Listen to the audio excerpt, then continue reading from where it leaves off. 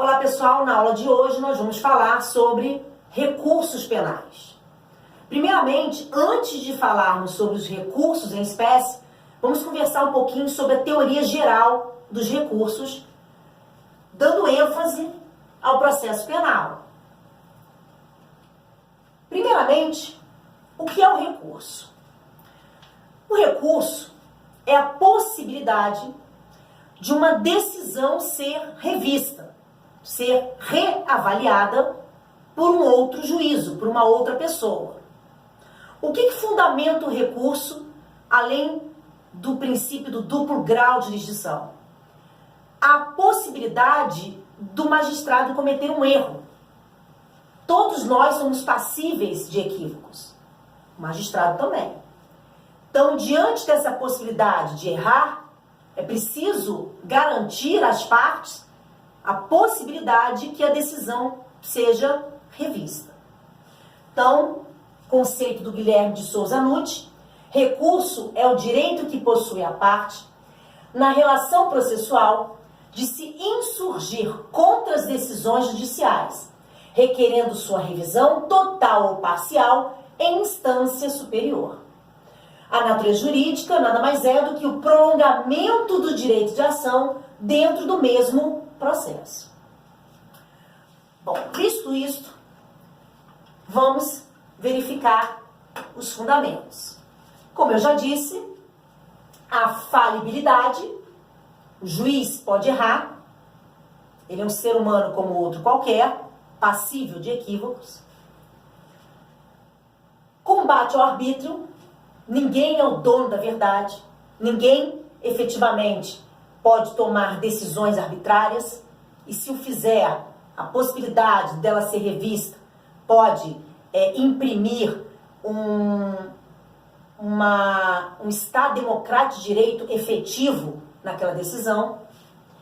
E a necessidade psicológica do vencido, né? A pessoa precisa, muitas vezes, fazer a ficha cair, se assim a gente puder falar, né? Dessa forma bem tranquila e bem simplória.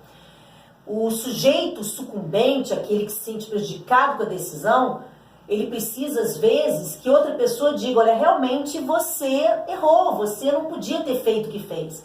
Você merece a condenação, ou então, não, ele não fez nada realmente, ele merecia ser absolvido. Então, o vencido, por questões até psicológicas, precisa da oportunidade e até mesmo de ouvir de uma outra pessoa, de outras pessoas, que aquela sentença estava correta. Fundamento constitucional é o artigo 5º, inciso 55. Aos litigantes em processo judicial, administrativo e aos acusados em geral são assegurados o contraditório e a ampla defesa com seus meios e recursos a ela inerentes. Ok? Então, fundamento e fundamento constitucional. Quais são os efeitos dos recursos? Primeiramente, o efeito devolutivo. Todo recurso tem efeito devolutivo. Você devolve a matéria discutida naquela decisão para que uma outra pessoa possa reavaliá-la. Então, no recurso, nós temos o que chamamos de juízo aquó, que é o juízo que proferiu a decisão, e o juízo ad quem, que é o juízo responsável por revê-la, por reanalisar aquela decisão proferida pelo juízo aquó. Então, quando você recorre, o juiz aquó devolve a matéria para o juízo ad quem, para que ele possa rever aquela decisão. Toda matéria legada no recurso é devolutiva para o tribunal. Todo recurso possui esse efeito.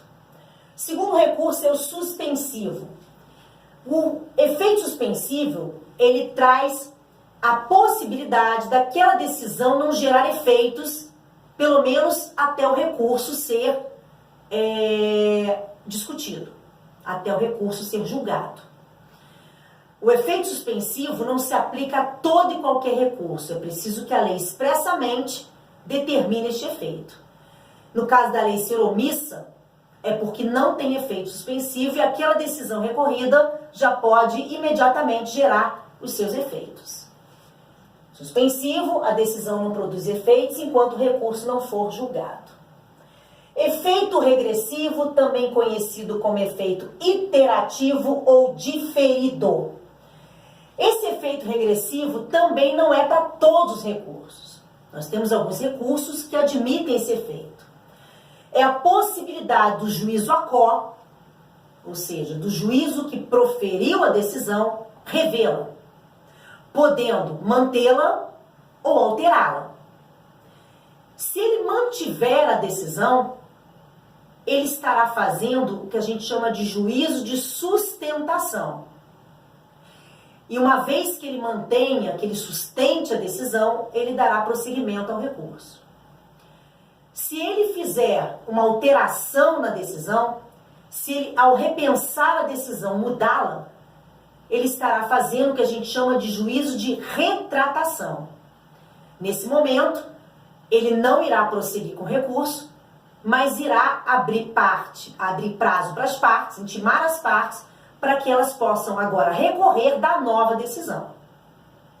Quando a gente for falar dos recursos que admitem esse efeito, eu vou dar exemplo para vocês. O que eu quero que vocês entendam agora é que o efeito regressivo é a possibilidade do juiz rever a sua própria decisão antes de dar prosseguimento ao recurso. É a oportunidade que o juiz tem de se retratar da decisão ou, se achar que não cometeu nenhum equívoco, mantê-la fazendo o juízo de sustentação. É o juízo de retratação em que o juiz deve rever sua decisão. Quem é que admite o efeito regressivo? O rese, recurso em sentido estrito, o agravo em execução, embargos de declaração, que a gente vai ver que tem discussão, mas ele tem esse viés da retratação, os embargos infringentes e de nulidades também têm essa característica do efeito regressivo. Então, que eu lembre agora, nesse momento, esses 4 têm o efeito regressivo. A apelação, por exemplo, não tem. Efeito extensivo, está lá no artigo 580 do CPP. Quando nós temos 2 ou mais réus, ou seja, temos corréus, quando um deles recorre, mesmo que os demais não tenham recorrido, aquela decisão no recurso poderá atingir não só o recorrente, mas também os outros corréus, desde que não diga respeito a uma decisão de natureza pessoal ou personalíssima. Vou dar um exemplo. Eu e você fomos condenados por termos praticado um roubo em concurso de pessoas. Eu recorro da condenação, mas você não recorre. No recurso, eu alego que não houve crime. Eu alego que, na verdade, não houve violência à pessoa, não houve subtração, e demonstro que houve um equívoco do juízo à quo. O tribunal acata a minha tese e eu sou, em razão disso, absolvida. Você também vai ser absolvido. Desde que a análise tenha sido em relação ao crime e não à pessoa do criminoso. Obviamente, se ficou provado no tribunal que eu não participei do roubo, isso não vai se estender a você. Mas se eu comprovo que não houve crime, que o fato foi atípico, não pode ter sido só atípico para mim, tem que ser atípico para você também. Então, esse recurso vai se estender, a decisão desse recurso vai se estender para você. Agora, vamos imaginar que eu tenha alegado prescrição porque eu, ao tempo da conduta, tinha menos de 21 anos. E aí o Código Penal diz que, se ao tempo da conduta, artigo 115 do Código Penal, o sujeito tinha menos de 21 anos, os prazos do artigo 109, os prazos prescricionais, são todos reduzidos pela metade. Em razão disso, com a redução pela metade, o crime prescreveu para mim, porque eu tinha menos de 21 anos no momento da prática do crime. Isso não quer dizer que você também tinha. Então, uma vez que você não tenha, ao tempo da conduta, menos de 21 anos, esse efeito não vai persistir.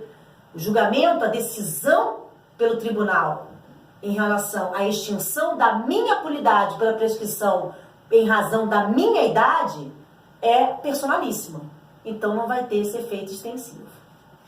Artigo 580 do CPP, o recurso interposto por um dos corréus se estenderá, saiu errado aqui, saiu entenderá, estenderá, ao que não recorreu, se a decisão foi baseada em questão de caráter não exclusivamente pessoal.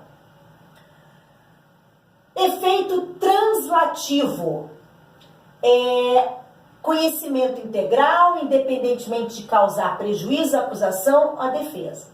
Somente se aplica aos recursos de ofício. Nós vamos ver que o artigo 574 do CPP e o artigo 1º da Lei 1521, de 51, exigem que determinadas decisões sejam necessariamente revistas por outro órgão, por outro tribunal.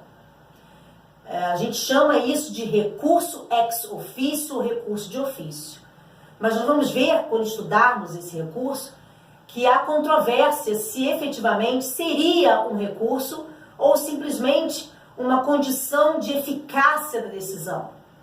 De qualquer forma, nessas hipóteses em que a lei exige a revisão da decisão, independentemente da vontade das partes, as partes podem até recorrer, mas recorrendo ou não, aquela decisão vai ser revista por um outro tribunal. Senão ela não terá eficácia, senão ela não vai gerar os seus efeitos. Ela, portanto, esse recurso de ofício, ele tem esse caráter translativo. Ok? Bom, continuando. Quais são os princípios que norteiam os recursos no processo penal? Primeiramente, o princípio do duplo grau de jurisdição.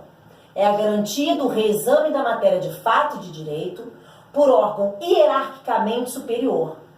Não há previsão expressa na Carta Magna, mas existe previsão implícita por força da competência recursal prevista na Constituição.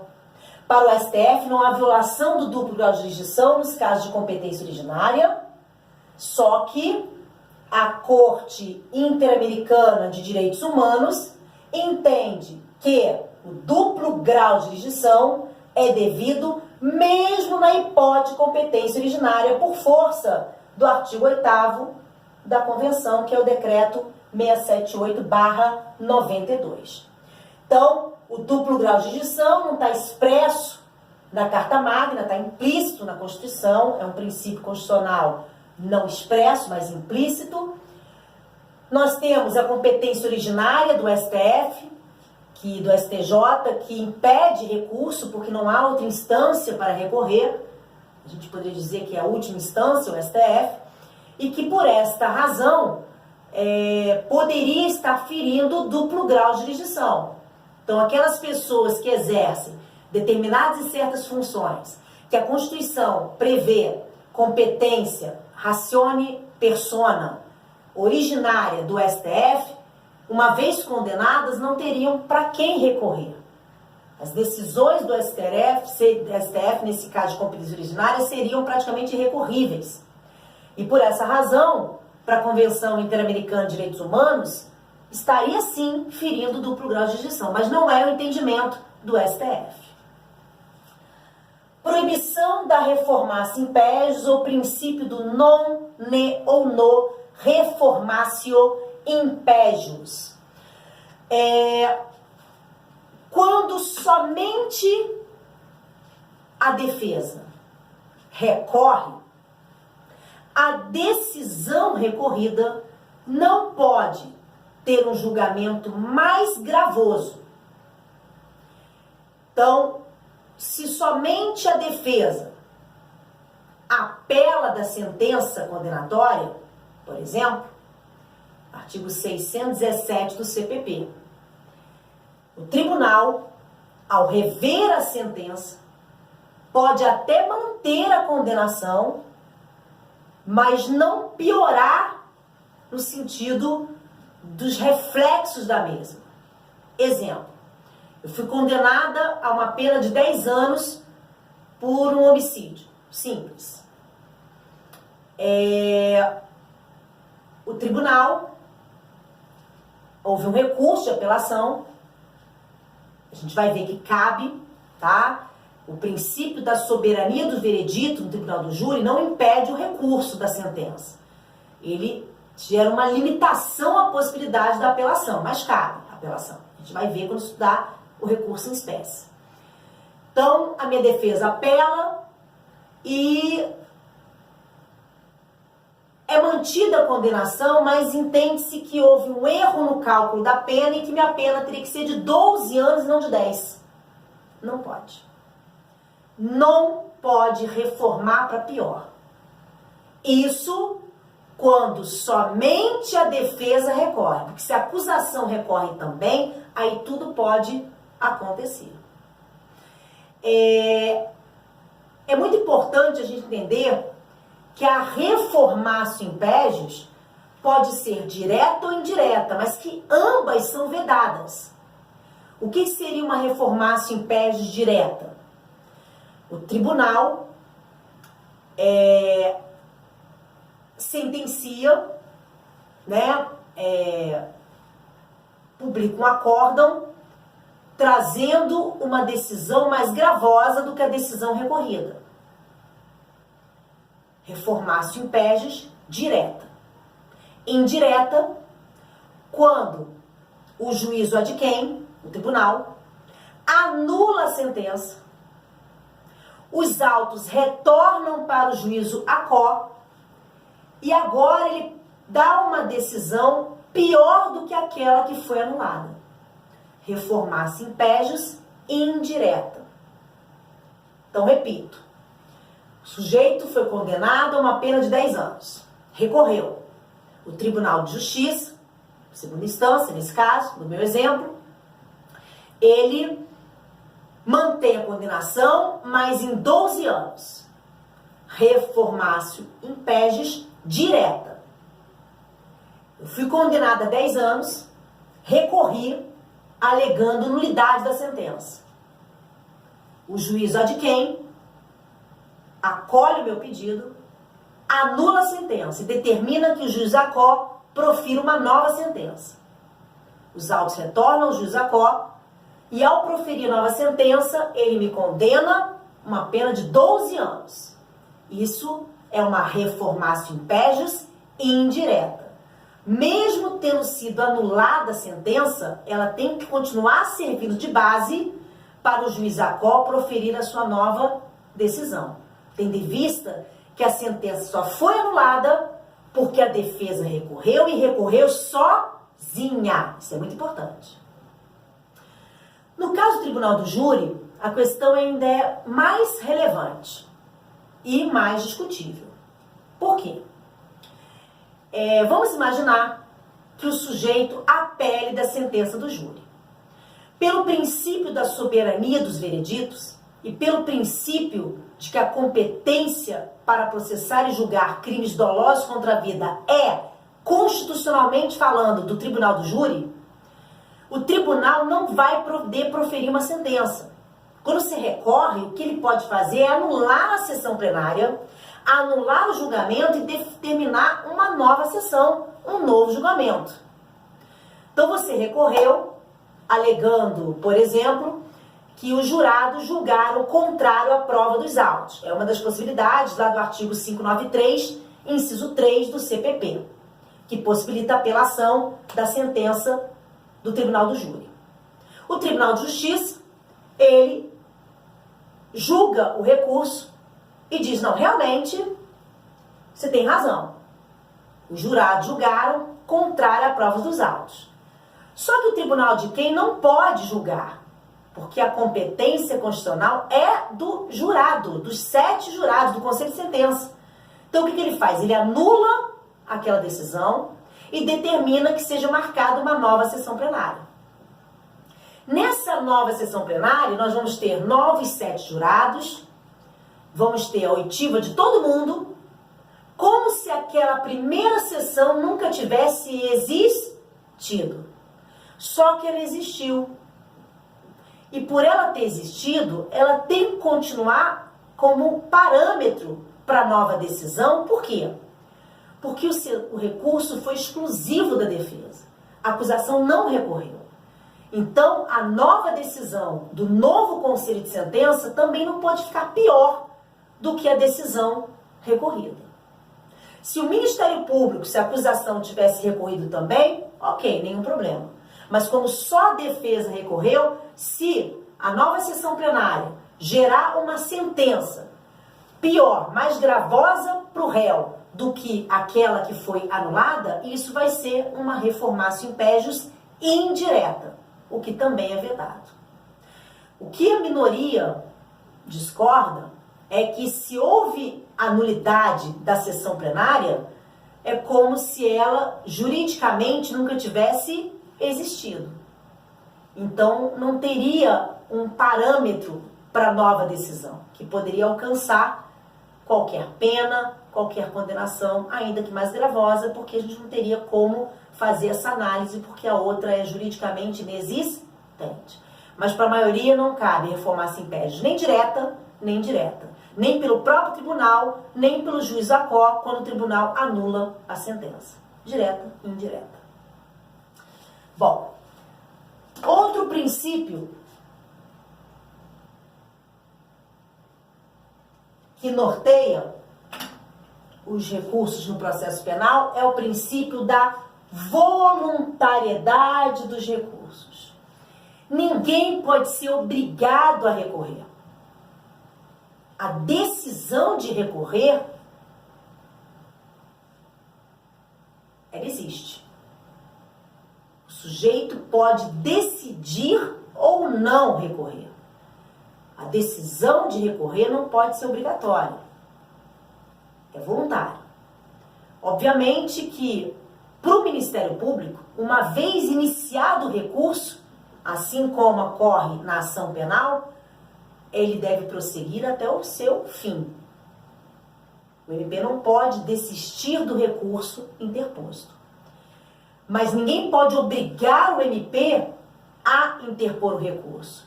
O princípio da obrigatoriedade vige para a ação penal, para iniciar a ação, não em relação ao recurso. Lógico, eu sei que a questão é controvertida, mas eu estou caminhando com a corrente majoritária. Mas uma vez iniciado o recurso, o Ministério Público dele não pode desistir. Agora, ele não pode ser obrigado a recorrer. Da mesma forma, o querelante, o autor da ação penal de natureza privada, recorre se ele quiser. A única exceção que a gente pode encontrar a esse princípio é quando a lei, nesses artigos aqui, CPP, lei e essa súmula aqui, é no reexame necessário. Naquelas hipóteses que nós falamos de recurso ex officio, recurso de ofício. Primeiramente, para o STF, isso está na súmula 423, essas situações não constituem 574 CPP e 7º da 1521/51, não constituem efetivamente um recurso. Na verdade, é uma condição de eficácia da decisão. É uma condição de eficácia da decisão que ela seja revista por um outro tribunal. Então, não teria natureza de recurso propriamente dito, de acordo com o STF. Mas, para quem entende que é um recurso, é a única exceção ao princípio da voluntariedade, que necessariamente o juiz vai ter que recorrer da sua própria decisão. Qual é a dificuldade aqui de se admitir o recurso necessário? Chamar de recurso o próprio juiz recorrendo da decisão que ele proferiu, não faz muito sentido, até porque ele não teria nem legitimidade para recorrer, né? Ele não tem a capacidade postulatória para recorrer. A Constituição, artigo 129, inciso 1, diz que compete ao Ministério Público a ação penal.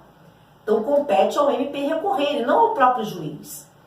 Além da questão da voluntariedade e do juiz recorrer da sua própria decisão. Então, realmente, essa natureza jurídica de recurso, ela bate de frente com a teoria geral. Então, por isso que o STF entende que a natureza desses casos não é uma natureza recursal, e sim, simplesmente a lei está exigindo, para que aquela decisão seja eficaz, que ela seja revista por um outro tribunal. Fungibilidade recursal, artigo 579 do CPP. Não havendo erro grosseiro, não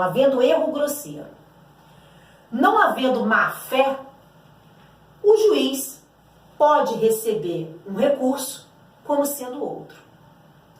Então, situações em que a parte interpõe recurso equivocado, errado.